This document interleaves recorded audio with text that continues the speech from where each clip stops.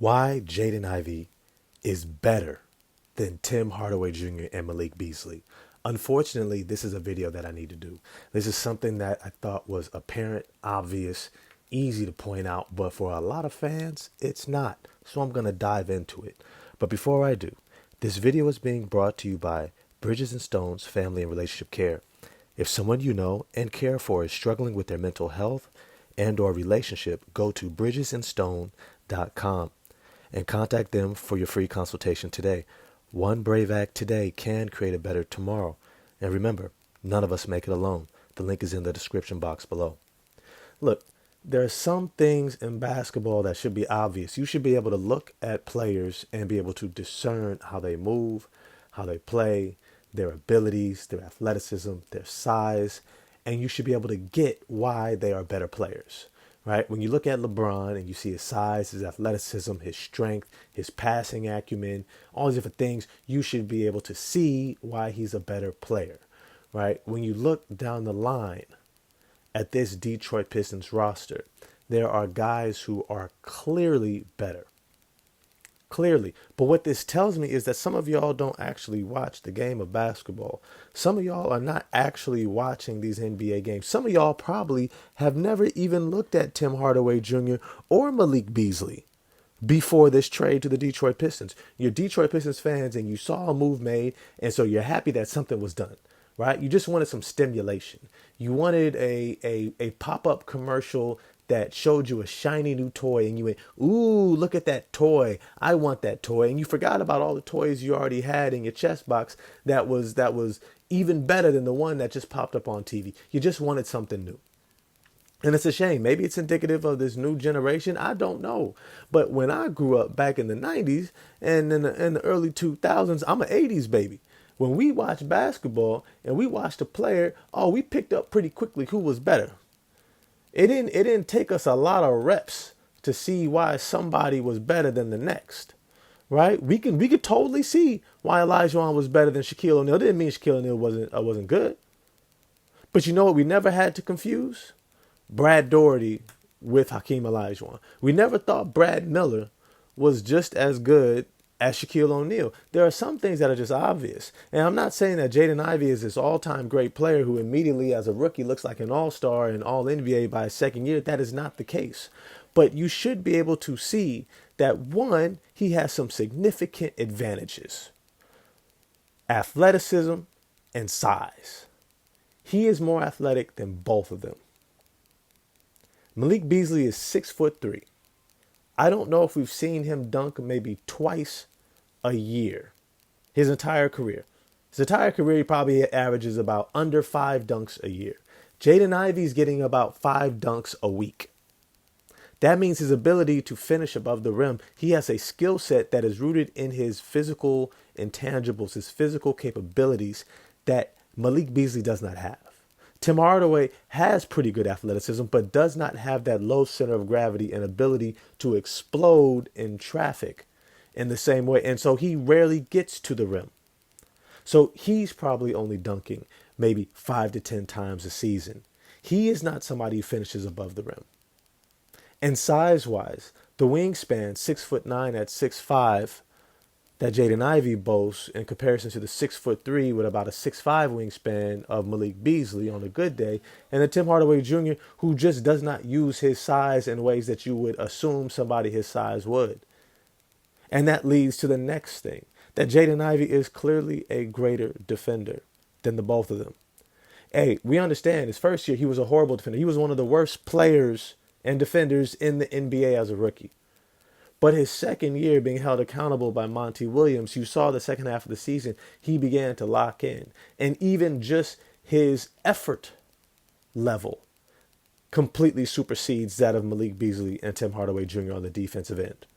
He is clearly a better defender, throwing his fast twitch muscles, that ability to spring into passing lanes, to make plays at the rim, to get block shots, his ability to snatch rebounds and take off. Right? His ability to get back in transition. He does all these things better than Tim Hardaway Jr. and Malik Beasley. You know, one of the things that I keep reminding people is that basketball is so many more components than just shooting. And some of y'all got so caught up and shooting percentages and looking at data and stats, you forgot the rest of the game of basketball.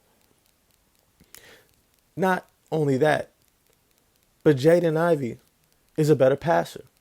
Look, I have been the biggest proponent of pointing out his turnover propensity and that he is not, capital N-O-T, he is not a point guard. That is clear. That is apparent. That is abundant. But I tell you what, he's a damn good passer in comparison to Tim Hardaway Jr. and Malik Beasley. Those two are not only not facilitating, they are what you consider a black hole. They get that ball, they are shooting it, and they are one-dimensional. They are shooting a three, pump faking, step to the side to shoot another three, or they are pump faking and taking one dribble in to shoot a mid-range pull-up. They're not doing anything else. They're not looking for the opposite kick. They're not driving and dumping off. They're not throwing a lob. They're not swinging a ball for a hockey assist. They are shooting and chucking that ball up. And most of the time, pretty inefficiently, especially with Tim Hardaway Jr. Malik Beasley had a really good year playing alongside Giannis Antetokounmpo and the gravity that he creates. And guys like Brook Lopez creating ridiculous screens for him. And having all these veteran scorers that create open shots for guys like Malik Beasley playing alongside Damian Lillard. The gravity that these other players have playing alongside Chris Middleton, when you are that fifth option and the teams are saying, hey, I'd rather this guy beat us than everyone else. Yes, you're going to get open looks and you should knock him down. And he did. That's why he's still in the NBA. But let's not mistake a guy who is a second or third string shooting guard for better than the lottery pick that Jaden Ivey was. He is better. He is better. Now, I get it. Those two, not those two, but Malik Beasley shot a higher shooting percentage. Let's get to the offense and shooting. Look, just because you shoot a higher percentage does not make you a better scorer, does not make you a greater offensive threat, does not mean that you provide more for an offense than everything else that you may do. Jaden Ivey's ability to get out in transition, his ability to cut off the ball, his ability to slash straight line drives, his ability to create his own shot, whether it's floaters at the rim, dunking on your head, pull-up jumpers, all these things are better than Tim Hardaway Jr. and Malik Beasley, except three-point shooting efficiency. However, none of those two have ever had the role that Jaden Ivey has already had early in his career in the first two seasons. They have never been asked to be a point guard. They will never be mistaken for one or even tried out at that position. They won't be asked to bring the ball up, facilitate, to get others involved. They don't even get asked to play make. They are told to spot up or swing that rock back to somebody else. Jaden Ivey is asked to be the potential number two scorer. Everywhere Tim Hardaway Jr. has gone, they have been disappointed to even consider him the third level scorer, the third option scorer. Malik Beasley has never been considered a top five option outside of last season when he was forced into the starting shooting guard role because of injuries and a lack of depth and a lack of talent. And they could get by because they had Dame and Chris Middleton and Giannis Antetokounmpo and Brook Lopez to insulate him. The Detroit Pistons do not have that at all, not even a little bit. Malik Beasley is not your starter. Let's be 100% clear. Jaden Ivey is better than Tim Hardaway Jr. and Jaden Ivey for all the reasons mentioned and probably a bunch that I forgot to even bring up. All Jaden Ivey is needing to do in this training camp is play consistent defense, to simplify his scoring package so that he's turning the ball over less, trying to do too much, and that he knocks down his three-point shot consistently with regularity.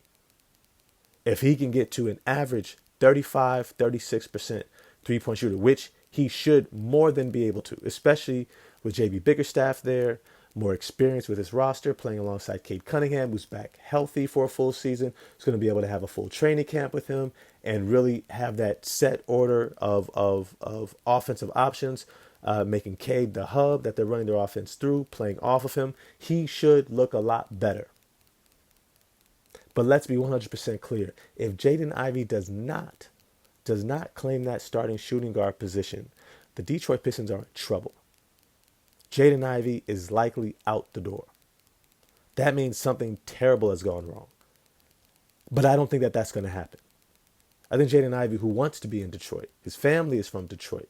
He has his roots there. He's a hard worker. He has a chip on his shoulder. He's a dog. He wants to compete. He wants to win. And he has everything to prove this year. Expect him in his potential contract extension year to have an amazing season. He's going to take a huge step forward in my approximation. And I would hope that you all are rooting for him to do so too. Because if you are stuck with Tim Hardaway Jr. or Malik Beasley as your starting shooting guard, you are in a worse position than we would all think or hope. But as always, I want to know what you all think. Holler at me in the comment section, like, subscribe, hit the bell for notifications, and I'm going to get at y'all next time. Peace.